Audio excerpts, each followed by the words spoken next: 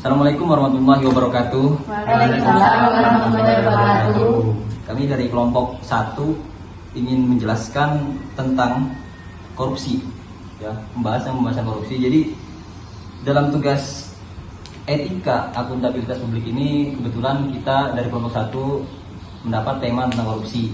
Saya Muhammad Khairul Umam bersama teman-teman saya yaitu Raihan Omarazi, terus Saya Zamudi Akila. Nafisa Shalwa, saya Nazwa Septiana. kami dari kelas 2020F mendeskripsikan tentang kasus korupsi yang banyak beredar di Indonesia ini. Karena korupsi ini sendiri kan memang merupakan tindak kriminal yang sangat merugikan masyarakat, terutama masyarakat kalangan menengah ke bawah. Karena banyak sekali korupsi ini dilakukan oleh elit-elit politik hanya untuk memperkaya diri mereka sendiri gitu.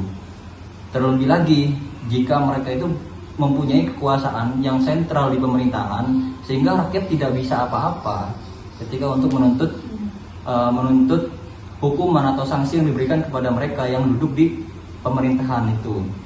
Nah, diantaranya itu kasus korupsi yang menggemparkan di Indonesia itu belum lama kita tahu di bulan Mei 2024 itu kemarin ada korupsi yang sampai merugikan negara sebesar 271 triliun. Ya. Pencurian harta kaya negara ini tidak bisa dihindarkan karena bagaimanapun korupsi itu harus diminimalisir semaksimal mungkin, harus ditanggulangi. Ya, benar. Karena gini, ada salah satu pakar hukum tata negara yaitu Profesor Dr. Mahfud MD, kita sudah tahu semua, mantan Menko Polhukam. Itu beliau pernah bilang seperti ini. Indonesia ini sebenarnya bukan negara demokrasi, tapi negara oligarki. Oligarki itu yaitu di mana sistem pemerintahan di Indonesia itu hanya dikuasai oleh segelintir orang untuk memenuhi keinginan pribadi mereka saja gitu. Jadi demokrasi di Indonesia ini sebenarnya hanya bersifat formalitas, cuman diada-adain saja, yang penting demokrasi gitu. Kayaknya cuma tertulis demokrasi. Ya, tapi nggak ada realitanya. Nggak ada realitanya gitu. Contohnya kayak pemilu ya. Kita melaksanakan demokrasi itu cuma 5 tahun sekali, kontes demokrasi, pemilihan presiden, pemilihan gubernur, DPR dan sebagainya. Selebihnya nggak ada. Itu pun banyak disalahgunakan. Banyak intrik politik yang terjadi di dalam pemilihan presiden tersebut, dalam pemilu. Ya. Contohnya calon-calon yang maju ketika pilpres, calon-calon yang maju ketika pileg atau pilgub dan sebagainya, itu adalah orang-orang yang memang sebelumnya sudah ditata posisinya mereka ini. Oh, nanti kamu duduk di pemerintahan ini. Jadi sebelum kita melaksanakan pemilu pun sudah tahu siapa yang akan jadi calonnya. Iya. Gitu. Jadi terkesan itu tidak transparan ya. Tidak transparan. Berarti pemenang itu sebenarnya sudah ditentukan. Seolah-olah seperti itu. Jadi ya sekedar formalitas saja gitu. Kemudian korupsi-korupsi yang terjadi di Indonesia juga itu kan ada beberapa yang viral juga itu ya. Salah satunya aku sendiri itu meneliti tentang korupsi yang merugikan uang negara sampai 271 triliun. Jadi itu korupsi merugikan negara karena ada beberapa oknum-oknum yang mana Kejaksaan Agung itu telah merilis sekitar ada 22 orang pelakunya atau tersangkanya yang terlibat di dalam korupsi timah, penambangan timah secara ilegal, yang mana itu merugikan negara hampir 271 triliun di wilayah Bangka Belitung. Tuh. Mungkin ada teman-teman yang lain contoh-contoh kasus korupsi yang sampai menggemparkan negara gitu di dekade terakhir ini dari saudara Rehan mungkin. Kalau saya tuh ngambil kasus korupsi pada tahun 2016. Apa itu di daerah Batam, korupsi dana hibah bansos. Di situ diterangkan ada tokohnya bernama Obos Bastama, dibantu dengan Ilham. Dia di situ memang kayak orang yang punya kekuasaan. Dia di situ dipasrai dana oleh pemerintah pusat untuk diberikan kepada pemilik usaha tahu dan tempe di sekitar situ, dan juga diberikan kepada kayak masjid-masjid, terus kayak tempat-tempat yang sekiranya membutuhkan bantuan. Ya. Di situ sudah diberikan dananya, sudah ditransfer dananya, tapi tidak disalurkan dan disalurkan ke rekening pribadi dua orang itu. Berarti ini penyelewengan ini Iya, penyelewengan kekuasaan, penyalahgunaan kekuasaan. Ya sebenarnya niatnya bagus, kayak di sini tertulis di sumber itu untuk mengamankan uang itu, tapi itu tidak disalurkan, tidak sampai kepada pihak-pihak yang membutuhkan tersebut. Tidak tahu dananya. Tidak tahu itu dananya mau diarahkan kemana. Soalnya tidak ada laporan di sini kalau dananya itu memang benar-benar disalurkan ke pihak yang membutuhkan tersebut. Sampai sekarang pun laporannya masih tidak tahu dananya ini larinya kemana. Untuk kerugiannya mungkin bisa diperkirakan berapa? Kerugian itu total sampai 1,57 miliar. Lumayan ya. 7. Sampai mendadak. Itu beli perumahan bisa. Ya. Beli perumahan. Iya. Iya nih. Lanjut. Ya, selanjutnya mungkin yang lain ada contoh-contoh lain. Kalau saya di sini ada kasus korupsi proyek EKTP yang menjerat mantan ketua anggota Dewan Perwakilan Rakyat Indonesia. Nah, ini kasus korupsi EKTP ini adalah kasus korupsi di Indonesia yang melibatkan banyak terdakwa. Dan para terdakwa ini kebanyakan tuh pejabat tinggi pemerintah.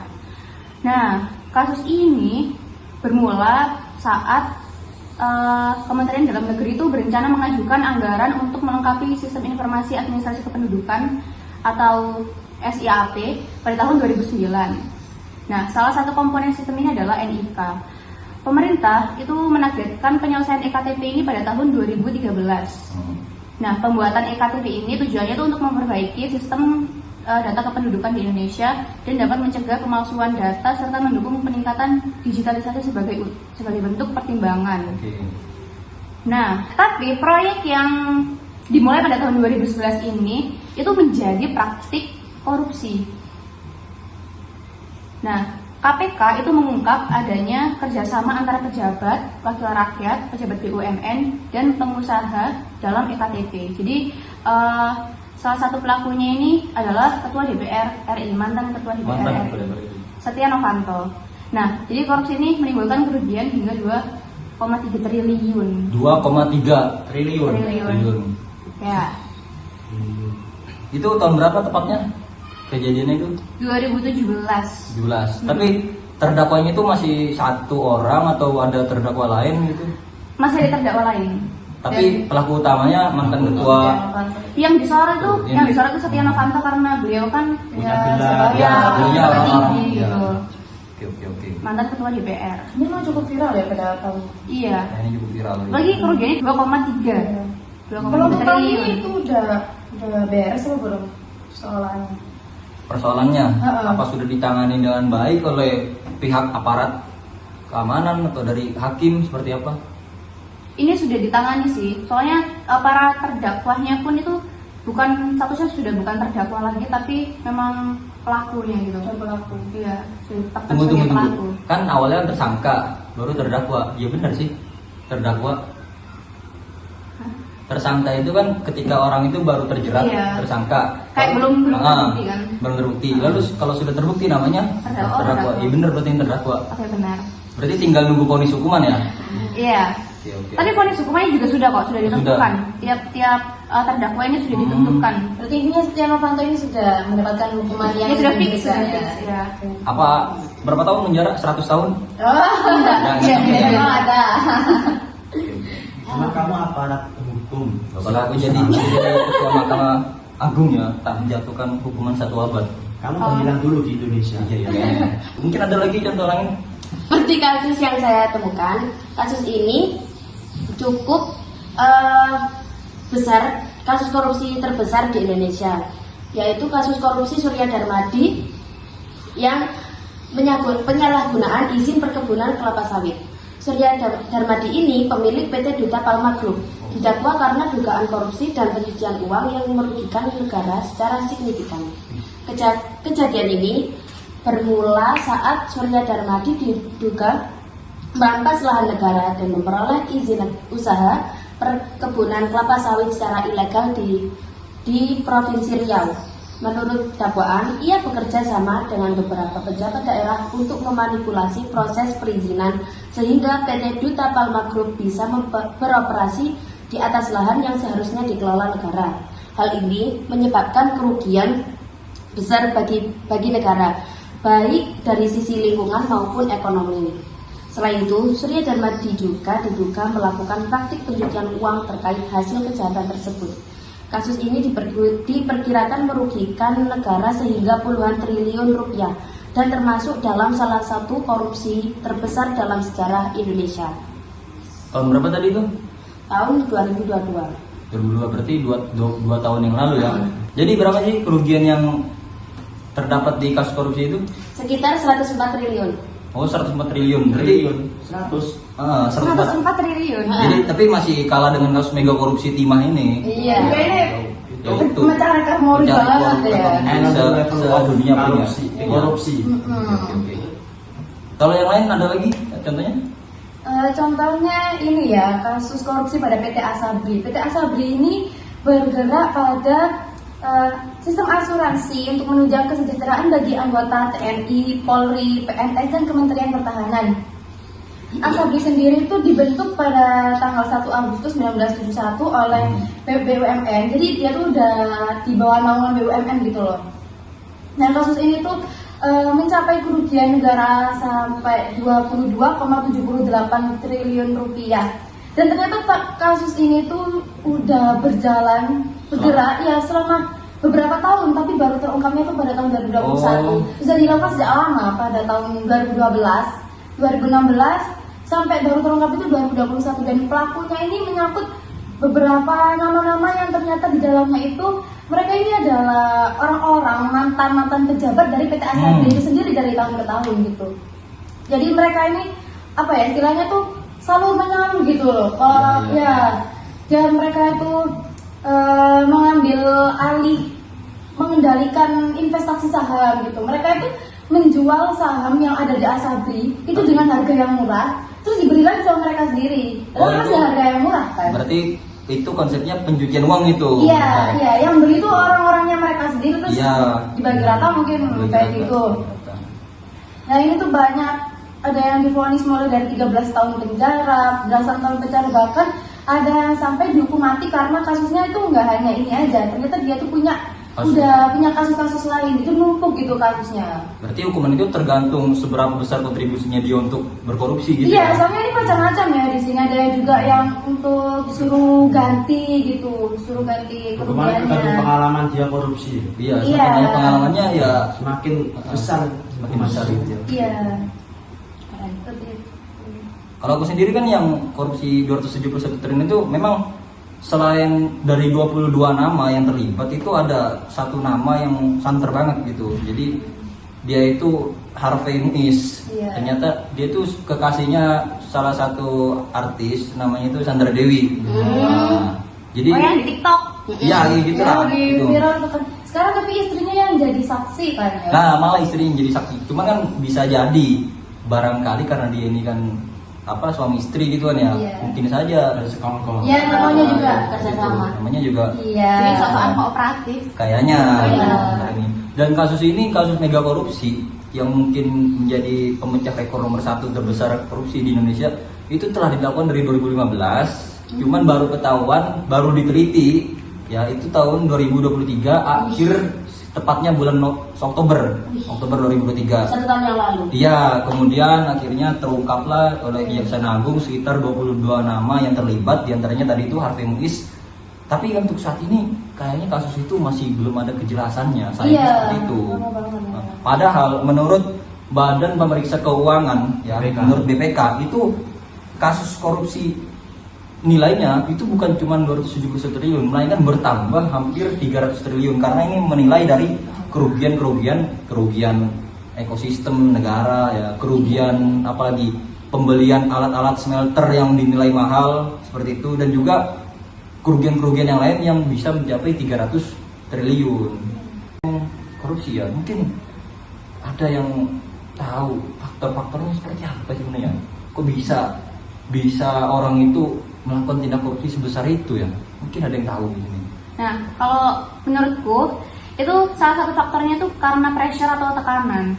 Jadi kayak si pelaku yang mau korupsi ini, dia tuh melakukan tindakan korupsi itu kayak adanya tekanan, entah itu dari status ekonomi atau ada motif lain. Jadi apa ya, sebenarnya tuh dia kayak nggak niat mau korupsi, cuman karena ini kondisi mendesak, jadi dia mau korupsi gitu. Berarti dari tekanan ekonomi. Iya, Tapi itu kalau kebanyakan kan dari ekonomi kan orang-orang seperti itu masa iya sih kurang Nah. ekonomi. Nah, itulah. Ini ada faktor lain sih, itu karena ada opportunity atau kesempatan. Itu dia kuncinya iya. di situ. Ya. Jadi Jadi ada kesempatan. di sini kan kesempatan itu karena apa ya? Mereka mendapatkan kesempatan itu karena pengawasan yang tidak ketat kan. Tidak ketat, benar. Ya, makanya jadi mereka tuh bisa berani gitu loh. Iya benar.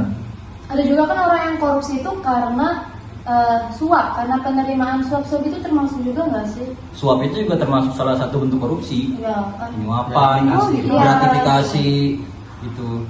Seperti yang lagi viral ya. ini loh, beberapa hakim yang ketangkap Nah, Ronald Tanur kalau Ronald nggak Tanur, salah ya, ya. itu, Tanur. Iya itu kan yang ternyata beberapa hari yang lalu beritanya tuh mau dibereskan. Ternyata hakimnya sendiri itu yang Iya. menerima suap, Ah. makanya kasusnya selesai. ya memang kalau kita sudah duduk di perpolitikan ya, itu memang sulit sih. Menguji iman sekali ya. Mengendalikan diri Mengendalikan diri sangat sulit karena gimana ya? Ya benar tadi faktor opportunity atau kesempatan yang terbuka luas karena mereka itu kan punya jabatan strategis, punya wewenang juga. punya wewenang, kekuasaan yang luas sehingga tahu seluk-beluknya gimana caranya mereka itu bisa memperoleh kekayaan, keuntungan tapi dengan cara yang busuk seperti Iya. itu.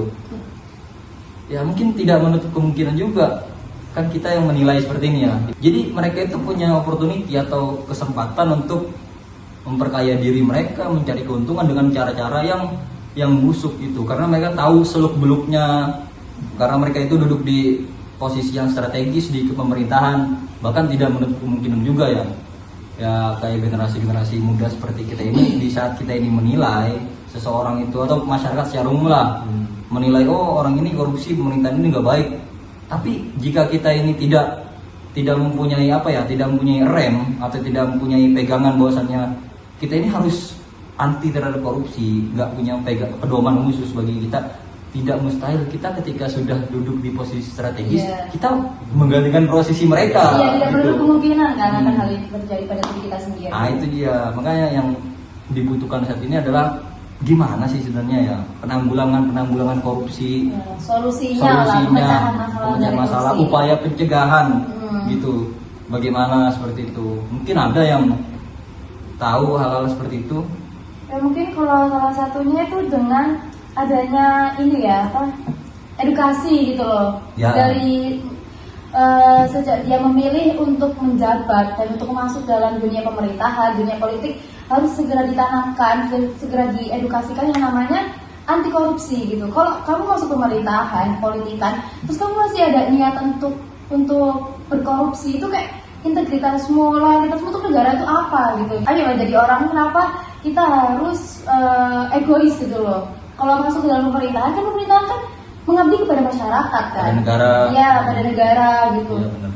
Tapi kenapa kita masih bersifat ini kan lebih ke tradisional kan? Kenapa kita nggak berusaha untuk memajukan negara, menyejahterakan kehidupan masyarakat daripada kita menguntungkan diri kita sendiri gitu loh. Tujuannya kan ya pasti ketangkap lah, pasti terungkap gitu. Jadi tapi kalau menurutku sih mungkin ya upaya antisipasi untuk menangani korupsi itu bisa dilakukan atau edukasinya bisa dilakukan sejak dini. Iya. Benar. Sejak dalam masa usia-usia sekolah gitu.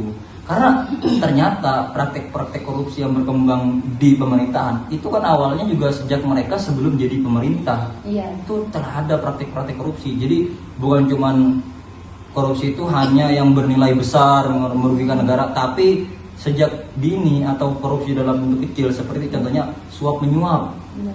Jenis korupsi kan Itu juga banyak. salah satu bentuk korupsi yang paling banyak dipraktekkan oleh masyarakat menengah ke bawah. Rakyat-rakyat itu banyak juga yang suap menyuap. Jadi seperti contohnya kan ya, Jual beli. kita ini ingin memperoleh sesuatu, tapi dengan cara memberikan profit, keuntungan. Gratifikasi, bukan? Ya bisa dibilang seperti itu. Tapi bahasa sederhananya yaitu ketika ada seseorang ingin membenarkan yang salah atau Ya. sebaliknya Ya. menyalahkan yang benar, tapi dengan embel-embel pemberian profit atau keuntungan kepada orang lain, itu bisa dinamakan suap menyuap. Iya. Dan itu juga termasuk salah satu bentuk korupsi. Tuh, Jadi sekarang kan hal yang Contohnya itu kan termasuk yang tindakan kriminal gitu ya. Kriminal. Untuk masuk sekolah saja ada kan kasus dalam suap menyuap itu. Nah itu dia. Itu hal kecil loh termasuk. Ada aja suapnya. Jika hal tersebut Iya. dibiarkan celahnya ya mau tidak mau sampai kapanpun juga nanti pemerintahan kita seperti itu, karena pemerintah itu kan berasal dari rakyat. Iya. Nah, gitu. Jadi kita tidak bisa juga menyalahkan 100% pemerintah ini. Iya. Salah DPR, presiden segala macam. Kalau kita sebagai rakyat saja tidak melakukan upaya pencegahan terhadap korupsi, baik itu dari diri sendiri atau orang lain, seperti itu. Sama di Indonesia tuh penguatan hukum itu masih belum apa ya, Tegas. memberikan efek jerah bagi Iya, mereka tegas. yang Iya. melakukan Masih kejahatan. memberikan efek Makanya jerah. apa yang buat mereka berani korupsi, berani melakukan tindak kriminal? Karena apa? Hukumannya itu tidak memberikan mereka efek jerah, Ah, itu dia tuh. memberikan kayak hukumannya paling cuma kayak gitu doang.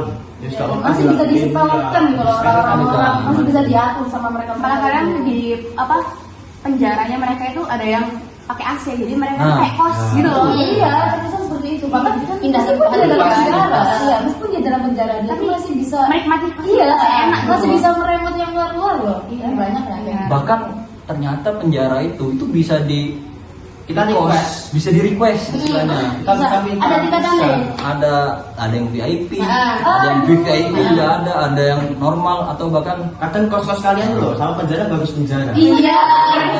Aku kayak kalau lagi lihat TikTok juga itu bahkan banyak yang komen kayak, wih kok enak ya di penjara. Enak di lapas. Iya, kok malah enak di penjara daripada kehidupanku sehari-hari gitu, makanya gitu. itu biasanya di lapas Sukamiskin Bandung kalau nggak keliru ya. Itu bisa di request, tergantung permintaan dari si terpidana. Kalau dia ya kembali lagi dari uangnya, misalnya dia itu punya uang banyak, dananya banyak, bisa nge-request atau mengajukan permintaan, oh aku mau spesifikasi penjara yang seperti ini, selku seperti ini, gini, itu bisa. Jadi ya kalau seumpama korupsi hanya dipidana penjara saja, tidak ada upaya apa ya, pemiskinan gitu, penarikan uang Pengasingan lah. Hah? Pengasingan. Kemana? Kemana ke? Tapi biasanya itu loh apa? Penjara yang udah kelas kakap itu loh. Apa sih namanya? Oh yang kayak di tengah laut itu. Nusa Kambangan. Iya, iya. Nah, kalau Nusa Kambangan itu terpidana mati biasanya untuk kasus narkoba gitu. Tapi untuk sementara ini Korupsi nggak ada. belum tahu sih, belum tahu ya. Mungkin bisa saja di kemudian hari kasus korupsi juga bisa ditaruh di Nusa Kambangan. Kalau bisa Tapi dihukum mati. kayaknya belum pernah dengar nggak sih? Iya belum kasusnya? pernah dengar. Biasanya yang terpidana narkoba gitu aja. Wih, di sana tuh berarti kayak nunggu giliran mati. Iya nunggu di dor. Jadi kalau menurut kalian nih koruptor sendiri tuh harusnya pidananya apa yang cocok? Tapi itu pemiskinan, Perampasan aset. perampasan Iya, aset semua. perampasan aset. Sampai dia benar-benar jadi gelandang. Sampai benar-benar jadi atau aset yang dirampas itu sesuai dengan Iya, kerugian iya. yang dibilang. Iya. Daripada kita memenjarakan selama apapun, kalau kerugian negara itu tetap kita nggak apa-apa gitu loh, nggak bisa nutupin kerugian negara itu tadi. Artinya kita tuh bisa menutupin kerugian negara itu tadi. Ya mungkin dengan cara perampasan harta yang sesuai dengan nilai dia korupsi itu tadi. Kalau yang lain gimana? Mungkin ada solusi apa ya, pidana yang cocok untuk koruptor ini gimana supaya bisa diminimalisir Biar paling tidak? tahun yang akan datang ini ya harapannya kita kan sebagai generasi muda tuh nggak terulang lagi ya. Iya benar. Semoga yang udah jadi terbesar ini adalah menjadi terakhir gitu. Nah, Supaya ada efek jerah bagi para Iya. pelaku ini. Aku setuju ini sih, hukuman mati. Hukuman mati. Meskipun itu kayak kontroversi tapi siapa yang nggak takut kalau dihukum mati ya? nggak Iya sih? benar sih. Aku gitu sih.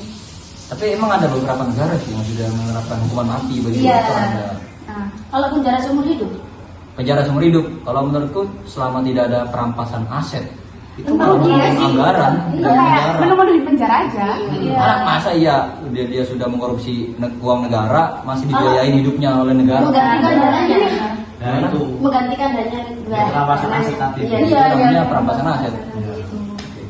Lah penjara sama aja, dia di penjara seumur hidup, nanti kalau keluarnya bisa Iya. korupsi lagi. Kalau menurut ini simple ya, hukuman mati saja. Iya, benar-benar. Aku setuju Mati banget ya. itu sih. Hukuman mati.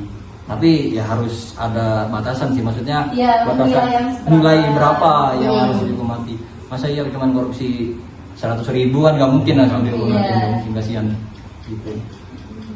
Ya mungkin ya dari segala kasus yang ada, kasus korupsi di Indonesia ini, apa harapan yang muncul dari kita ini sebagai generasi Z ya, Gen Z ini ya, selaku orang-orang yang terdidik, karena saat kita ini mahasiswa. Mungkin ada dari kalian yang ingin menyampaikan harapan atau bagaimana? Ya, harapannya semoga tahun ini mungkin dianggap sebagai ya, kerugian terbesar lah bagi negara kita. Semoga ini menjadi tahun terakhir ya untuk tindakan korupsi itu tadi. Semoga tahun-tahun kedepannya, apalagi ini kan kita punya pemimpin baru ya. Semoga presiden yang terpilih dengan kabinet-kabinet merah putihnya yang terbaru ini semoga bisa Terbebas iya, dari membebaskan dari korupsi ataupun kerugian-kerugian negara lainnya. Ya gimana untuk katanya mau membangun Indonesia emas 2045 kan? Ya caranya itu mungkin salah satunya yang pertama dari korupsi dulu tuh sih. Pemberantasan korupsi, Ya, pemberantasan harus korupsi. dimaksimalkan ya, Ya. gitu. Itu harapan kita, semoga untuk kedepannya tidak terulang lagi hal-hal yang tidak diinginkan di negara kita ini. Semoga semakin kedepannya negara kita itu semakin maju, masyarakat sejahtera.